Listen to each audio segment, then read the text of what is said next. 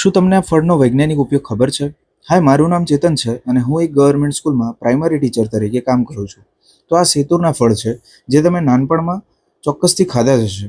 હવે સૌપ્રથમ એક ટેસ્ટ ટ્યુબ લઈને તેમાં સેતુરના પાકેલા ફળ નાખીને તેને ક્રશ કરીને તેમાં થોડું પાણી રેડીને તેનો રસ તૈયાર કરીશું.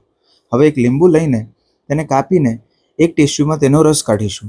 સેતુના રસના 1-2 ટીપા લીંબુના રસમાં નાખતા તરત જ રંગ બદલાઈને જાંબલીથી લાલ થાય છે. આ જ રીતે ત્રીજી એક ટેસ્ટ ટ્યુબમાં વોશિંગ પાવડર નાખીને તેનું દ્રાવણ બનાવીને તેમાં સેતુના રસના 2-3 ટીપા નાખતા દ્રાવણ ભૂરાશ પડતા કાળા રંગનો થાય છે. છેલ્લે એક ટેસ્ટ ટ્યુબમાં નિસ્યંદિત પાણી લઈને તેમાં સેતુનો રસ નાખતા દ્રાવણના રંગમાં કોઈ પરિવર્તન થતું નથી. સેતુના રસમાં રહેલો એન્થોસાયનિન રંગદ્રવ્ય આ રંગ પરિવર્તન માટે જવાબદાર છે. આમ સેતુના રસ દ્વારા દ્રાવણ એસિડ, બેઝ કે તટસ્થ છે તેની ચકાસણી કરી શકાય છે. અહીં સેતુનો રસ કુદરતી સૂચકનું કાર્ય કરે છે. પછી મેં બાળકોને સમજ આપી કે આ સેતુના રંગનો ઉપયોગ કાપડને રંગવામાં થતો, જેના માટે ફટકડીનો ઉપયોગ કરવામાં આવતો. ફટકડી અને સેતુના રસ વચ્ચેની પ્રક્રિયા દ્વારા કાપડ પર રંગને કાયમી બનાવવામાં આવતો હતો.